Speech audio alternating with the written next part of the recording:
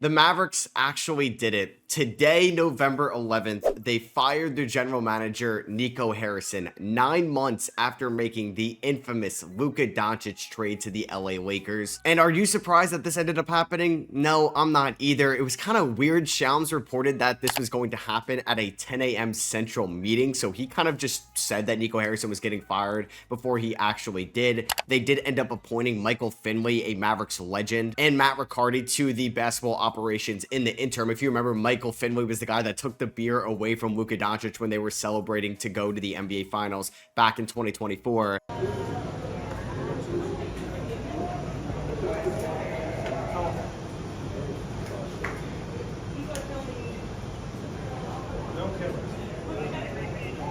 And it's just crazy where we are since that 2024 title run with that Dallas Mavericks team, where they make it through the Western Conference. They beat the LA Clippers. They beat the Oklahoma City Thunder. They beat the Minnesota Timberwolves. And they go up against the Boston Celtics, headlined by their franchise icon superstar, Luka Doncic. And then a couple months into the 2025 season, Nico Harrison makes this Luka Doncic trade. And for me, I started to feel bad for Nico Harrison, right? I'm not a Dallas Mavericks fan, so I don't hate him as much as Mavericks fans would right now. But I'm trying to justify it in my head. Why would he do this trade? I'm like, was he drinking that night? Like, why would you end up making this trade for Max Christie, Anthony Davis, and a future first-round pick for Luka Doncic? And I get it. Anthony Davis was playing at an MVP caliber level at the start of the 2025 season. But you know Anthony Davis's injury history, and ever since they traded for Anthony Davis, he's been hurt. He got hurt in the 2025 season. He's been hurt to kickstart off the 2026 season, and now the Dallas Mavericks are 3-8. It was kind of odd against the Milwaukee Bucks, a game they definitely could have won.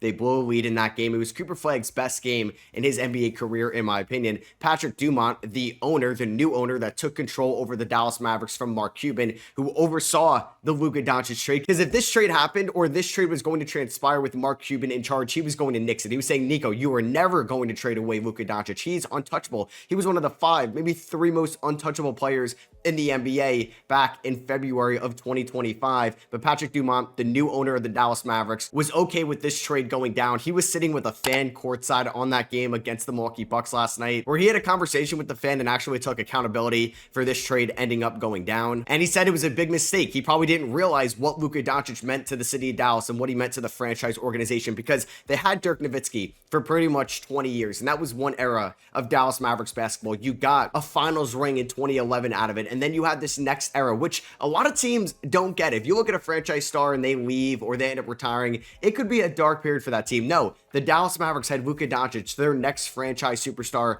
in the wings, ready to take control of the Dallas Mavericks. This was supposed to be the era from 2018 to 2038, and that got basically cut short a decade earlier because of this crazy trade that still does not make sense to this day. And you just want to think, like, could we reverse the trade? Nico Harrison ended up getting fired. Like, Mavericks fans are like, why did we even make this trade? We didn't even get to see this guy's vision play out. And obviously, Kyrie Irving tears his ACL. Nobody thought that was going to happen. Anthony Davis gets hurt in literally his first game with the Dallas Mavericks last year. Because when I was trying to talk myself into this, I'm like, you know what?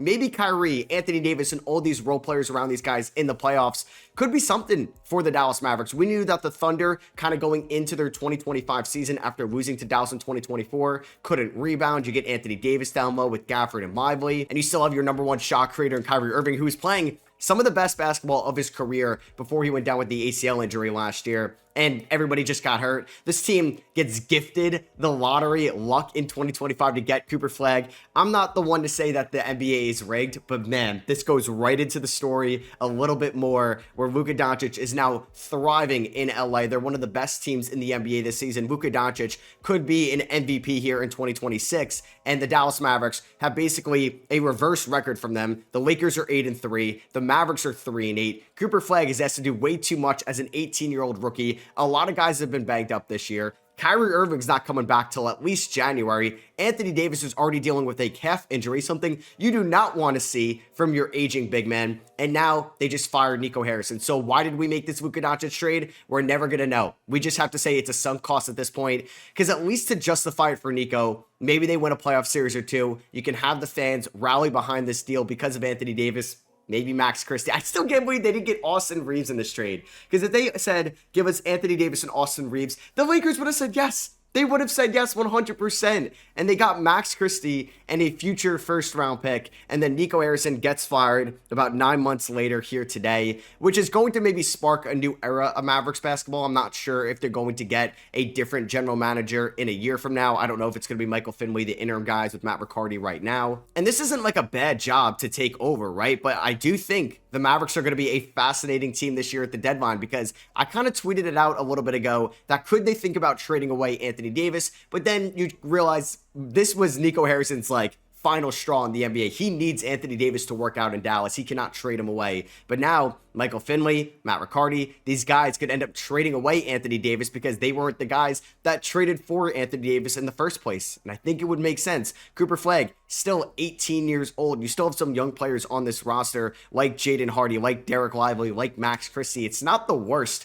job to take in the world. I think it's actually a very intriguing job for some aspiring general managers out there. This team is 3-8 this year, like I said. They are currently 24th in the NBA net rating. They are a really good defensive team right now, 3rd in defensive rating, but they're 29th in offensive rating. You could see how much this team misses Kyrie Irving, but if this season starts to slip, could they trade away Anthony Davis for some younger pieces? You're not getting a Luka Doncic type return for Anthony Davis, but maybe you can get something to start to build around Cooper Flagg. And who knows?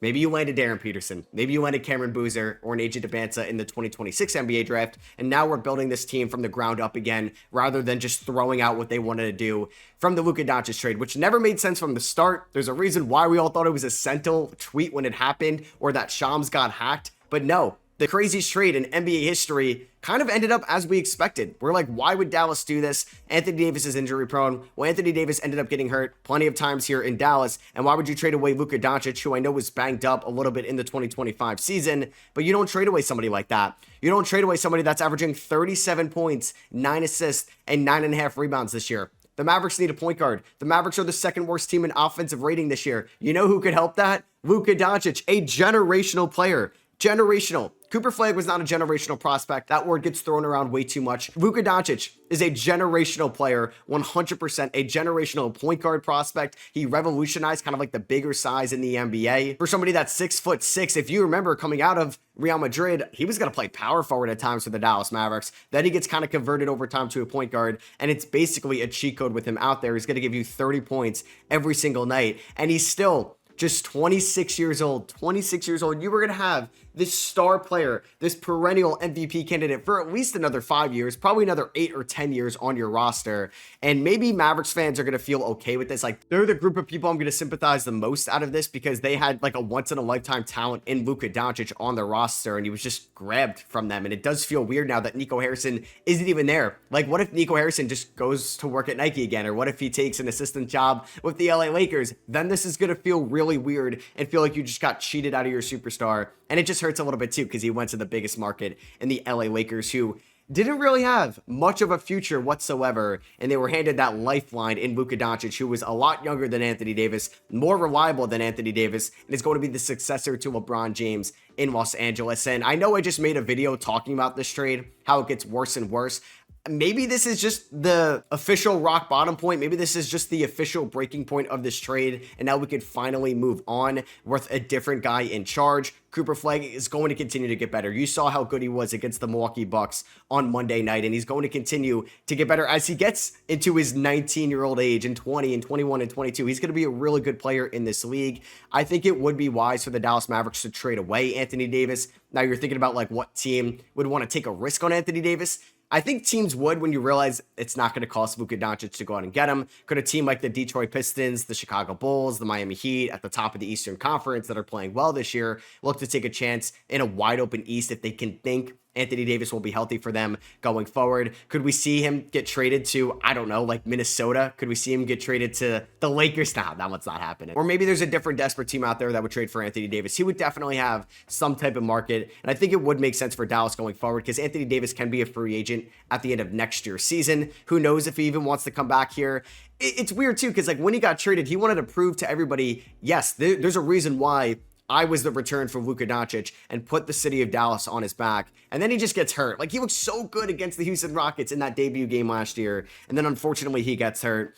And the Dallas Mavericks defense has been great this year with And without Anthony Davis, they could basically trade anybody on their roster this year, besides PJ Washington, because he signed his extension too late in the offseason, so he's not eligible to be traded till next offseason. And he would actually probably fetch them a nice return at the deadline, given what he's done in the playoffs before for the Dallas Mavericks and what he could do on both ends of the floor. But yeah, guys like D'Angelo Russell, Najee Marshall, Daniel Gafford, if somebody would give you anything for Klay Thompson, I would think about that one as well. And you know what? It would be nice to have Quentin Grimes on your team right now. It would be really nice to have Quentin Grimes running off screens for Cooper Flagg, just taking a bunch of three-pointers a night, somebody that's still in his 20s, that's not maybe even close to his prime yet. But no, you traded him away for Caleb Martin, who's averaging 1.6 points this year, 1.4 rebounds, and is shooting 31% from the field in 9 games so far this year. Man, it's crazy too, because Nico Harrison cooked in the 2024 season. He traded away a first-round pick for PJ Washington and Grant Williams. He traded away Richaun Holmes and a first-round pick for Daniel Gafford, and he basically got Richaun Holmes for free in the offseason and a first-round pick from the Sacramento Kings, who were looking to shed some cap. They took Olivier Maxence Prosper, but he drafted Derek Lively. You trade for Gafford, you trade for PJ Washington,